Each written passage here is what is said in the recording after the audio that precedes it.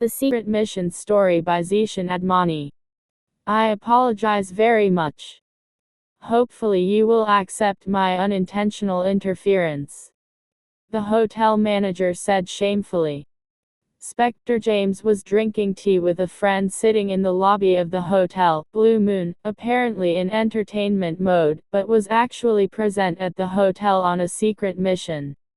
According to the intelligence reports, an international smuggler was staying in a hotel at the time. He had booked a room with a fake name and was living here disguised. No matter, Mr. Robert, Inspector James said with a happy attitude towards the manager. Please sit and tell me what I can do for you. The hotel manager Robert took the empty chair from the shock and then, he corrected his tie and said, I will never hurt you, I know you are on secret, official mission. These words were played in a whisper manner. Spectre James had confidence in the hotel manager about his mission because he could not do his job easily without it. The manager Robert was his old acquaintance and man of trust. The manager said, Mr. Paul, one of our respected guests, has come with his wife yesterday, and is staying in our special suite. His wife is baggage jewelry. Curious, just a while ago, the price of Paul's wife diamond has disappeared from the room. For one thing, this ring is very valuable, and this is the gift given to his mother. If this ring is not found, the hotel owner will graduate me. We will definitely help you, Spectre James put hand on his shoulder. But be aware that Mr. Paul, his wife and the hotel staff should never suspect that we belong to the police. Me and my subordinates are in the special masquerade for this secret mission. You will take me as a friend to his room. Now tell me how it all happened. Mr. Paul was sitting in his chair reading the newspaper. His wife took off the diamond ring and put it on the table. And while she was combing her hair in front of the dressing table, the waiter entered the room with tea on her order and placed the pot of tea on the table, and the waiter proceeded towards the door. Her wife noticed that the diamond ring on the table was missing. They stopped the waiter there and asked for me. We all searched for the waiter and they didn't find anything. The entire room was also searched, but the diamond ring was nowhere to be found. Mr. Paul has threatened that if he did not get the ring in an hour, he would complain to me. I was very upset and I did not know anything about this, so I called you. God will bless. Spectre James comforts them. My friends will wait here. They spoke in meaningful accents. I will go with you. Apparently the person who appears to be his friend was actually Sub-Inspector Thomas. When Spectre James entered the room with the manager of the hotel, one man was swinging uncomfortably on the chair. His pointed mustache and full face were particularly prominent in his personality. On the front sofa, a magnificent woman dressed in an expensive suit. There was a hardness on both of their faces. With a waiter standing near the door, there were teapots on the table. You only have 40 minutes left, Mr. Paul shouted. If my ring is not found, then I will seal the whole hotel. You will all see the prison. The magnificent looking his wife's beautiful face impressions were also angry. Mr. Paul, don't worry, your wife's ring is in this room. Inspector James sighed in solid tone. Mr. Paul looked at them with contemplative eyes. The manager said swiftly, Mr. Paul, this is a very dear friend of mine.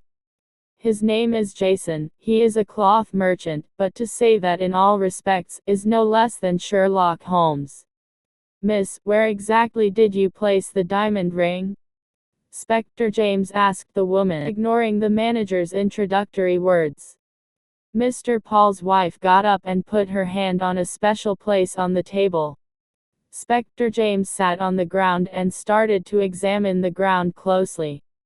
This table was made of very precious wood of teak.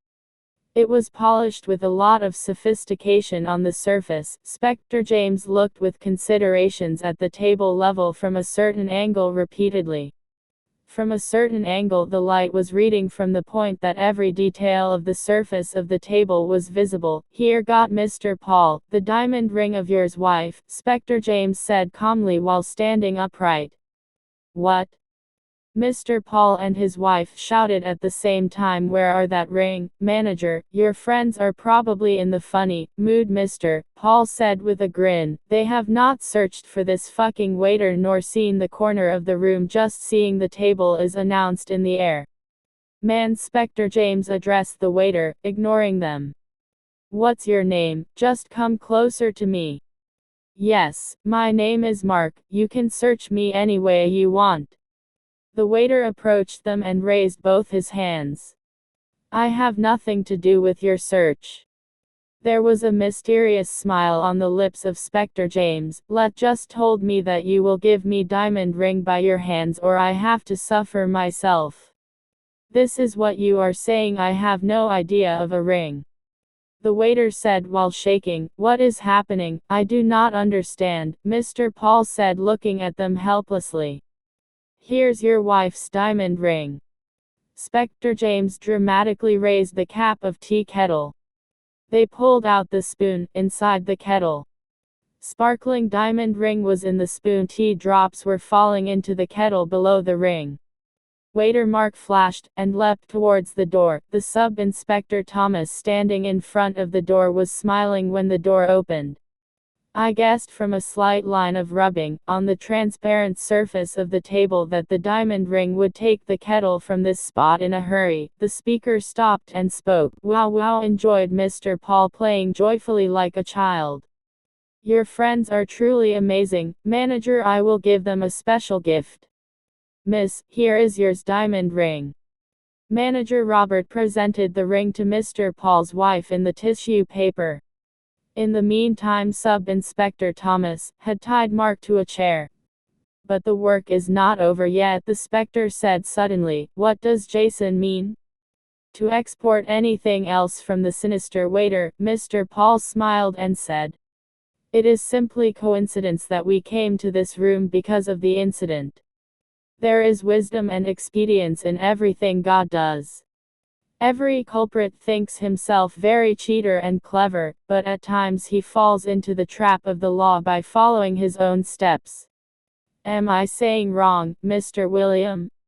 Spectre James's last words proved to be a bomb for Mr. Paul. The next moment, he had a modern pistol look in his hands.